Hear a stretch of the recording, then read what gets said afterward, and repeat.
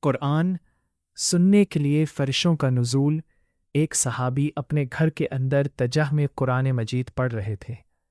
طبیعت ایسی مچل رہی تھی کہ جی چاہتا تھا کہ ذرا جہر اونچی آواز سے پڑھیں، مگر قریب ہی ایک گھوڑا بندھا ہوا تھا اور چارپائی پر بچہ لیٹا ہوا تھا۔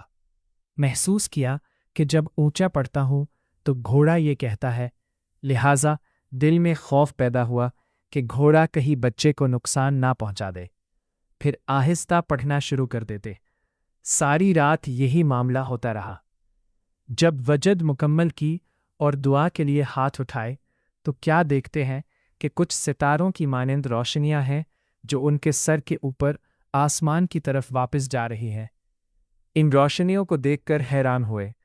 صبح ہوئی تو وہ صحابی نبی کریم صلی اللہ علیہ وسلم کی خدمت میں حاضر ہوئے۔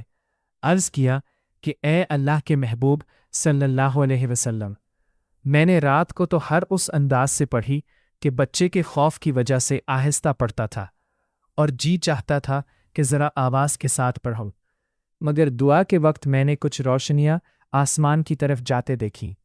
اللہ رب العزت کے محبوب صلی اللہ علیہ وسلم نے ارشاد فرمایا کہ وہ رب کریم کے فرشتے تھے جو تمہارا قرآن سننے کے لیے عرش رحمان سے نیچے اتر آئے تے اگر تم اونچی آواز سے قرآن پڑھتے رہے تو آج مدینہ کے لوگ اپنی آنکھوں سے فرشتوں کو دیکھ لیتے۔